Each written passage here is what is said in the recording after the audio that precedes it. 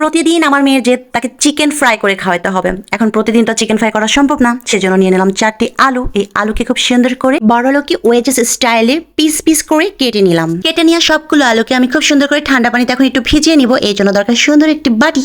আমি একটা বাটি নিয়ে নিয়েছি। এই যে আমি আলুগুলো খুব ভদ্রভাবে তোলার চেষ্টা করতেছিলাম, কিন্তু উঠতেছিল না, এর জন্য খামচি দিয়ে তুলে বাটিতে রেখে দিয়েছি। এখন চলে যাবো ঠান্ডা পানিতে ভিজিয়ে দিতে। যা, তোকে ঠান্ডার মধ্যে চুবিয়ে দিলাম। আলুগুলোকে ঠান্ডা পানিতে গোছল করে একটা ফ্রেশ প্লেটে টিস্যুর মধ্যে আস্তে আস্তে করে আমি একটা একটা করে তুলে রেখে দিব। বুঝতেই পারতেছেন বড় লোকদের ওয়েজেস এগুলো। সো খুব সুন্দর করে একটু বড় লোকে ভাব দেখায় যদি আপনাদের সামনে প্রেজেন্ট না করি তাহলে তো ভালো লাগবে না। এই যে এখন ওদেরকে একটু গামোচ করে দিব টিস্যু দিয়ে, বুঝছেন? একটু বড় লোকে ভাব নেওয়ার জন্য আপনাদের যাদের কাছে টিস্যু থাকবে না তারা সুন্দর পরিষ্কার ন্যাকড়া ইউজ করতে পারেন। এরপর চমৎকার একটা বাটি নিয়ে নেবেন, অবশ্যই চমৎকার একটা বাটি নিতে হবে। আর সেইটাতে মুছিয়ে ফেলা শুকনো আলুগুলো দিয়ে তার মধ্যে হলুদ গুঁড়ো, মরিচ গুঁড়ো, ধনিয়া গুঁড়ো, জিরা গুঁড়ো, অল্প অল্প করে লবণ দিয়ে নিব। এখানে আমি 2 চা চামচ লবণ নিয়েছিলাম। আর দিয়ে নিব 2 চা চামচের মতো কর্নফ্লাওয়ার। এমা মুখ খুলে না কেন? খুলছে গো। এই যে 2 চা চামচ কর্নফ্লাওয়ার দিয়ে নিচ্ছি। আর একটু দিয়ে নিব। দিয়ে নেওয়ার পরে আমি এটাকে একটু মাখা করে নিব। ওই যে চামচের গুলো যেন নষ্ট না হয়, বুঝছেন?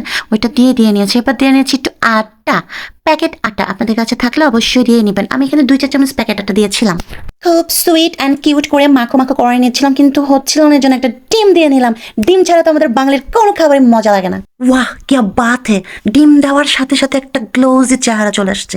আবারও আমি সুইট এবং কিউট করে আলুগুলোকে মাখিয়ে নিচ্ছিলাম। এর মধ্যে আমি আরও 1 চা চামচ আটা অ্যাড করেছি, কারণ ডিম আর আটা দেওয়ার পর একটু ছিটা পানি দিয়েছি। ছিটা পানি দেওয়ার পর এত সুন্দর ম্যারিনেশন হয়েছে, কি বলবো, মনে হচ্ছে কাঁচাই খেয়ে ফেলে, কিন্তু কাঁচা খাওয়া যাবে না।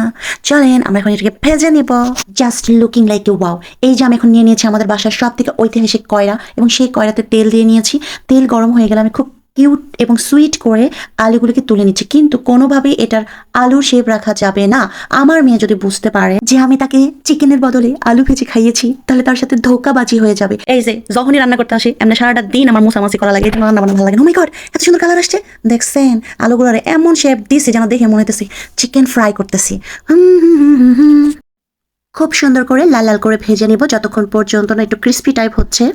চলেন একটু কাছে থেকে দেখায়, দেখছেন কি সুন্দর কালার আসছে? ওমা, নিচে পড়ে গেল কেন?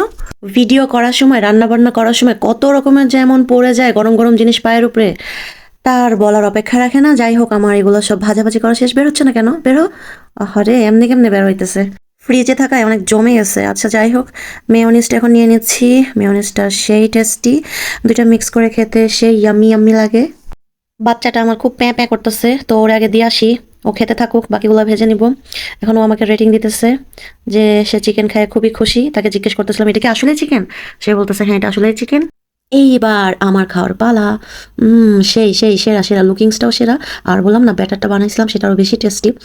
এভাবেই খেতে থাকুন। আল্লাহ হাফেজ, দেখা হবে পরবর্তী কোনো ভিডিওতে। টাটা।